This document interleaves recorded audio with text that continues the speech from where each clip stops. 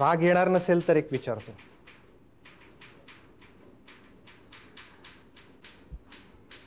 खरं म्हणजे राग येण्यासारखा प्रश्नच नाही.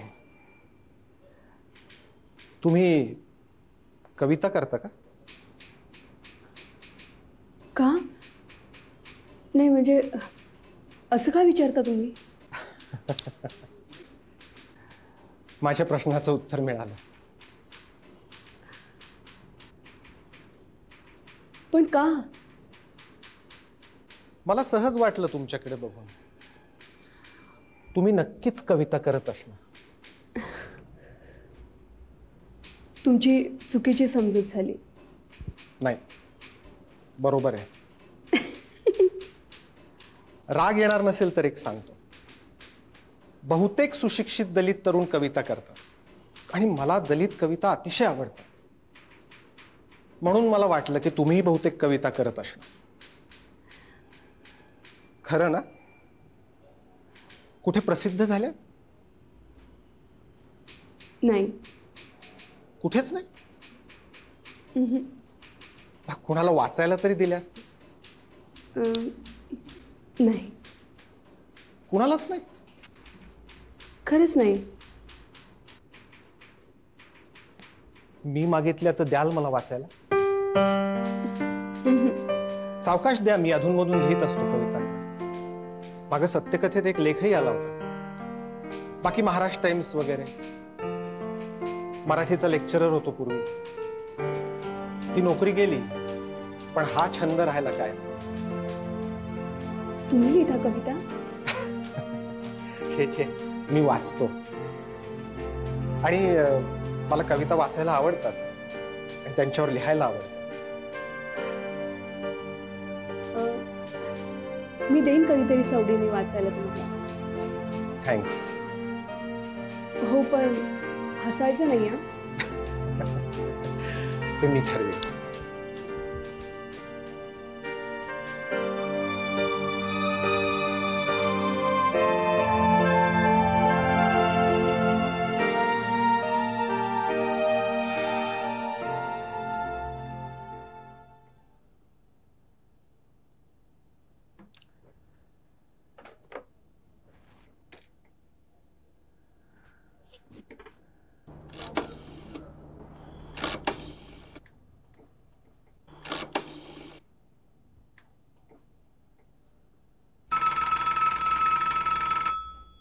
हॅलो. हाँ नमस्कार. इंदू कोलोटकर आहात का? एक मिनिट. हा हो, फोन आहे तुमचा.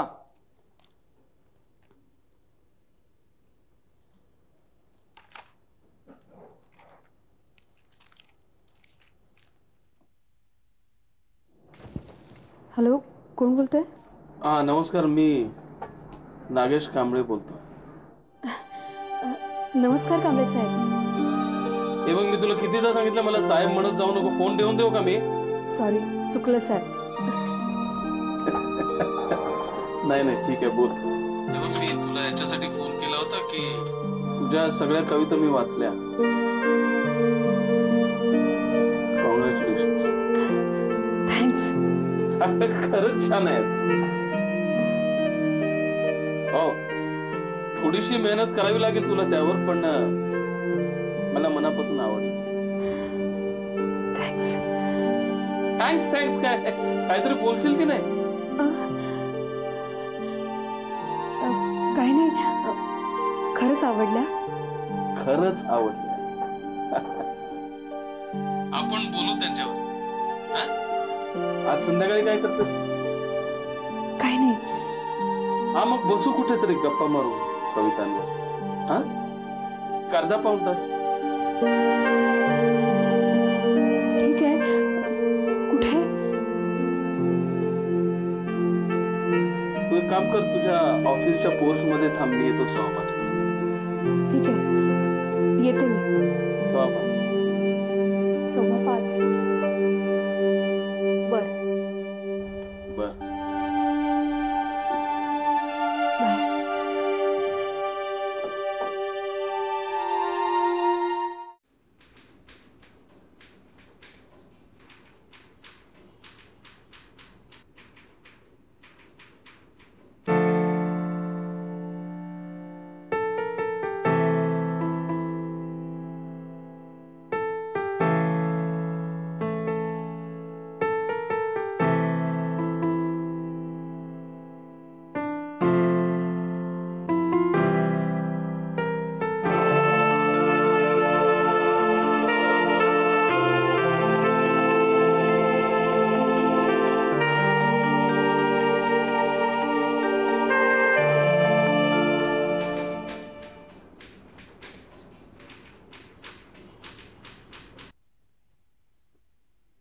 काय कांबळ्या आर्टिस्ट? अरे भगवान, तू तू इकडे चल. अरे एक खुळ मला अडवत होतं. तुला मी ते काचेतून बघितलं खालून. हा चल. अरे त्याची मानगूट धरली आणि सरळ केला बाजूला आणि घुसलो आतमध्ये. अरे आमच्या डिझाईन डिपार्टमेंट मध्ये अलाव करत नाही कोणाला, म्हणून तुला पाहून आश्चर्य वाटलं मला. अच्छा. बरं तो गॉगल तरी काढ, काय ऊन आहे का इकडे? अरे भारीतलाय राजा म्हणून घातलाय. तुझी का ऑफिसात राहायला पाहिजे का नाही? बरं काढ काढ. कळलं भारीतला आहे. अरे काढ ना, तू काय बोलतो काय कळत नाही, काढ ना. हे बघ आता काय बोलायला वेळ नाही. हा कळलं का? लगेच निघायचं आपल्याला. चल निघाय. कुठे? कुठं म्हणजे? तू प्रश्न काय विचारतो? कुठं कशाला निघायचं म्हटलं का निघायचं. कळलं? हे बघ मी काय तुझा चेला नाही, कळलं ना? तुझ्या मागे मागे धावायला मला मला काम आहे खूप, तुझा एकटा. अरे माझ्या केली दोस्त. रागाव नको. रागावतो कशाला? चल आता निघू. अरे पण कुठे?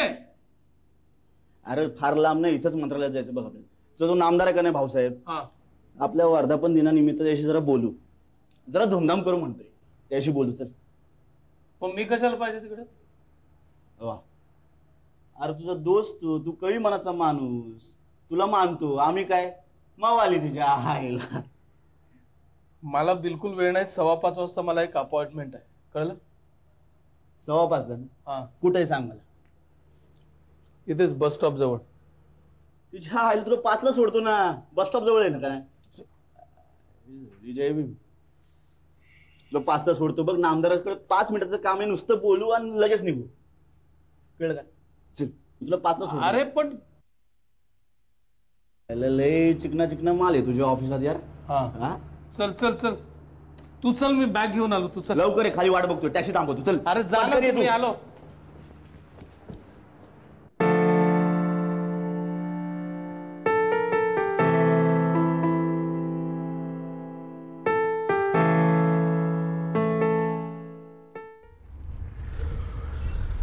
हे मंत्री लोक पण ना, मंत्री झाले का स्वतःला लोकांचे बापच समजायला लागतात. आपले पण तसेच सगळे. नुसतं जय भीम बास, बाकी काय नाही. तेच करतात.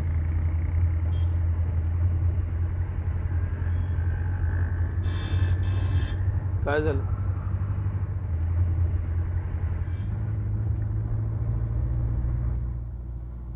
तुझा तो भाऊसाहेब करतो करतो पण एक काम नाही करत. नुसता बोलतो.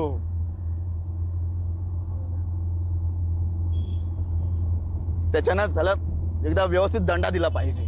तेव्हा कळेल त्याला काय असतं ते. काय झालं? 6 महिने झाले माझ्या केसेसला. सगळ्या माझ्यावरच्या केसेस त्याला बोललो होतो. म्हणतो करतो करतो मी करतो. होम मिनिस्टरशी अजून बोलला नाही तो. 6 महिने लागतात बोलायला. आणि स्वतःला बाबासाहेबाचा बाप समजतात. व्हायचं असेल काम, व्हायचं असेल. अरे अजून बोलला नाही तो मिनिस्टरशी. होम मिनिस्टर त्याने बोलायला पाहिजे का नाही? 6 महिने झाले केसेस चालू आहे. कार्यकर्ता ना मी त्याचा. आपलं झालं का? सगळं झालं. फक्त स्वतःच बघतात बस. अरे आमची पण काम आहेत ना. आज बोलतो उद्या बोलतो. 6 महिने काढले. त्याच्या ना दमच नाही.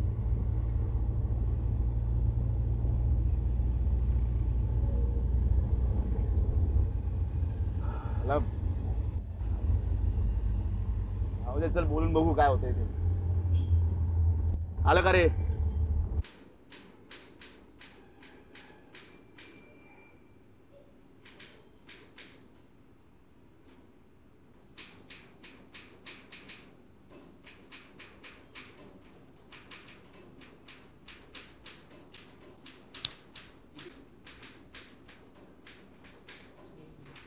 जय भीम.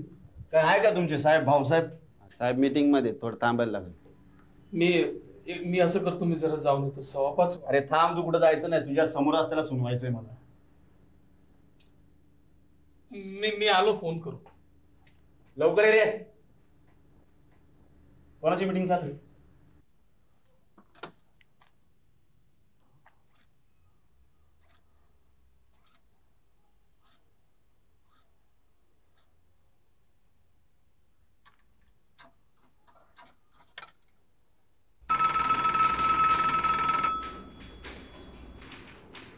हॅलो, इंदू कोलटकर ते she is just left. What left? थांबा जरा प्लीज, बघतो कुठे आसपास आहेत का ते. हो.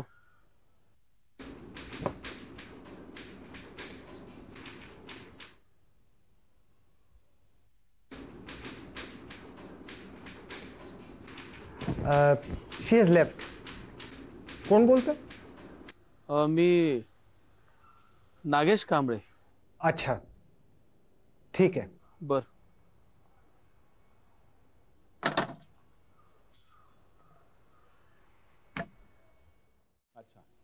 आपण बघू तुमच्या कामाचं. अरे भगवान, तुम्ही या आता, आपण बघू. जय भीम. अरे या या या, बसा बसा, या बसा बसा.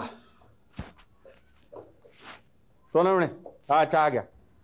नाही, चहा नको, आम्हाला लगेच निघायचं. अरे घ्या हो, आत्ता येईल 5 मिनिटात. आणि किती दिवसात तुम्ही आला पण नाही आमच्याकडे. बसा बसा. काय भगवान, काय काम काढलं? येऊन तरी काय फायदा आहे साहेब, तुम्ही बडे लोक, आमच्या कामाकडे कोण लक्ष देणार आहे? का आता काय झालं बुवा? हे बघा साहेब, आपली पोरं लई नाराज आहे तुमच्यावर. मोर्चाच काढणार होती, मी रोखलं त्यांना.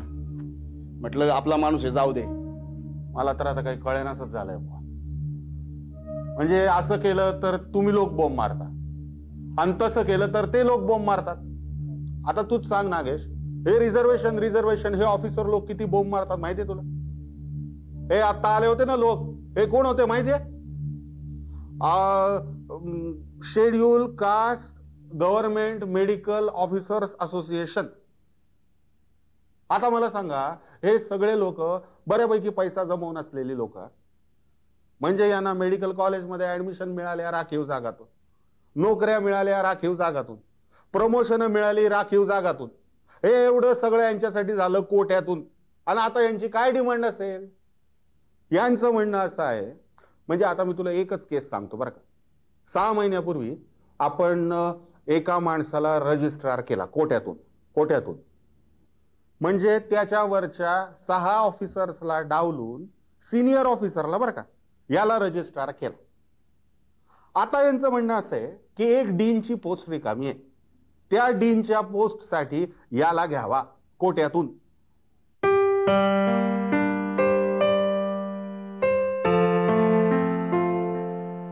म्हणजे ह्याच्याकडे ह्याच्यापेक्षा जास्त सिनियरिटी असलेले 10, 15, 20 वर्ष सिनियर असलेले कमीत कमी 10 ऑफिसर्स असतील, पण यांचं म्हणणं आहे या रजिस्ट्रारला डीन करावा. आता मला सांग, हे कसं शक्य आहे? अरे शेण घालतील ना लोक तोंडात. म्हणजे ह्याला जर डीन केला तर या राज्यातल्या कमीत कमी 100 ऑफिसर्स वरती अन्याय होईल. म्हणजे ह्याला डीन केला तर ते सगळे ऑफिसर्स माझ्या तोंडात शेण घालतील, मंत्री लोक मला म्हणजे चेचून टाकतील, आणि त्याला केला नाही तर तुमच्या असोसिएशनची लोक माझ्या समोर धरणं धरतील. आता बोला, कशी कामं करायची आम्ही? साहेब, तुम्हाला त्यांच्यावरचा अन्याय दिसतो म्हणून तुमचं काहीच लागतं, आणि आपल्या हजारो पिढ्यावर झालेला अन्याय तुम्हाला दिसत नाही. विसरता का तुम्ही ते? हे भगवान, हे तुम्हाला शिकवतो? चायला भाषणात बोलायला ठीक आहे, पण जरा व्यवहारात सबुरीनं घ्यायला नको? नाही, आपल्या हजारो पिढ्यांवरती अन्याय झाला असेल, पण आपल्याला सवलती मिळतात ना, मग जरा व्यवहाराचा नको विचार करायला?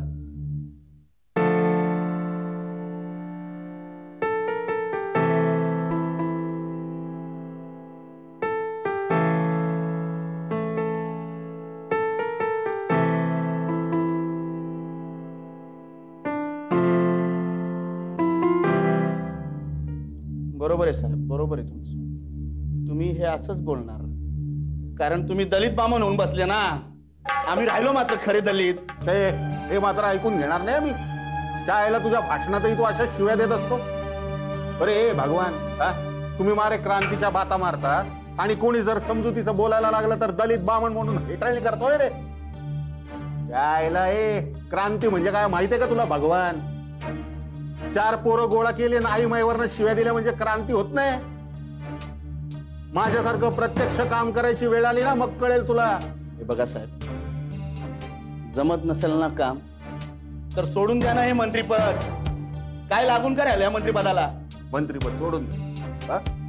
मंत्रीपद सोडून देणं म्हणजे दारू सोडून देणं काय कार्य? हो साहेब, आमची दारू काढायचं काम नाही, आम्ही आमच्या पैशाची पितो.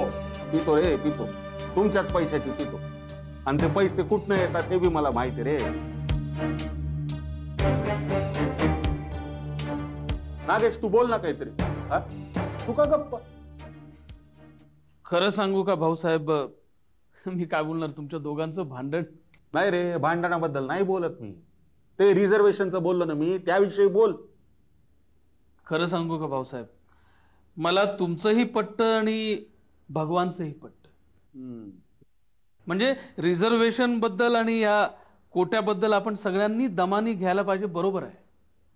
पण ते लोक म्हणतात की आपणच सगळं दाबून बसलेलो आहोत. पण हे खरं कसं म्हणायचं? म्हणजे जर हे खरं असेल तर आपल्यातले एवढे लोक बेकार राहतीलच कसे? अरे पण मी त्याबद्दल कुठे बोलतो नागेश? माझं म्हणणं असं आहे की जास्तीत जास्त लोक नोकरी धंद्यामध्ये यायलाच पाहिजेत, कोटा भरलाच गेला पाहिजे. पण हे जे चाललंय ना ते नवीन नोकऱ्या मिळवण्यासाठी नाहीये चाललेलं बाबा. ज्यांना नोकऱ्या मिळाल्यात ना त्यांना सवलती हव्यात, वरच्या जागा हव्यात, आणि म्हणून हे सगळं चाललेलं आहे. मला सांग, फार प्रॉब्लेम होतात रे. नाही, हे खरं आहे आणि बरोबर आहे की बघा आहे ना, हे कोट्याचं आणि रिझर्वेशनचं प्रस्ताव आता सगळ्यांच्याच डोळ्यावर यायला लागलाय, विशेषतः शिकलेल्या तरुण मुलांच्या डोळ्यांवर. या वरच्या वर्गातल्या पोरांना वाटतं की आमच्यामुळेच त्यांना नोकऱ्या मिळत नाहीत, आम्हीच त्यांच्या नोकऱ्या हिरावून घेतो. अशा तरुणांच्या डोळ्यात मी खून पाहिलाय भाऊसाहेब, आमच्याबद्दल खून. राखीव जागांमधून आलेल्यांबद्दल तिरस्कार, संशय, तक्रार असते त्यांच्या डोळ्यात. मग तो माणूस कितीही कॉम्पिटंट किंवा हुशार असला ना तरी. आता भगवान, मला माझी नोकरी माझ्या मेरिटवर मिळाली, बरोबर. आणि माझ्या फेलो ऑफिसर्सना, आर्टिस्टना, सगळ्यांना हे चांगलं ठाऊक आहे. मला असं वाटतं की हे असंच चालू राहिलं आणि आपण याच्यातून काही शिकलो नाही तर त्यांचा राग आणखीनच वाढेल. कन्फ्रंटेशन होतील, मारामाऱ्या होतील आणि आपण सगळे याच्यात मार खाऊ. मारा अरे मारामाऱ्यांना कोण घाबरतो इथं? त्याचीच तर तयारी चालू आहे ना. आपण हजारो वर्ष दबून राहिलो, त्याची सगळी परिस्थिती निर्माण झालेली आहे. आणि अशीच घाबरगुंडीची भाषा करत राहिलो ना तर अजून हजारो वर्ष बघत राहिला का आपल्याला तमाशा. ते या गोष्टी एवढ्या सोप्या नसतात भगवान. अरे शौर्याच्या गोष्टी तू कोणाला सांगतो? तुला माहितीये आम्ही जेव्हा हे सगळं केलं ना तेव्हा हिंदू किती कडवे होते. साध्या गोष्टींसाठी भांडत होतो आम्ही. आता तुम्हाला सगळ्यांची सहानुभूती मिळते, पेपरवाले तुमच्या मागे असतात, तुम्ही किती शिव्या दिला ना त्यांना तरी पण सरकार असते. शौर्याच्या गोष्टी बोल. अरे हे सगळं तुम्ही कराल, कुठे कराल? मारामाऱ्या कराल, कुठं कराल? मुंबईत कराल, इथे शहरात कराल. त्या तिथे गावात काय होईल माहितीये तुला? तुमच्या आया बहिणींचं, भावा भावंडांचं, बापाचं काय होईल तिथे? मारून टाकतील लोक तुम्हाला. 80% लोक आहेत तिथे, आपण 20% आहोत फक्त. पाण्यात राहून भाषेची वैर करणं बरं नाही भगवान. हीच भाषा ना तिच्या आईला, त्या सगळ्यांच्या तिच्या आईला. हे भगवान, तुलाच येतात का रे शिव्या? मी शिव्या द्यायला लागलो ना तर 2 दिवस झोप लागणार नाही तुला. शिव्या देतो मला.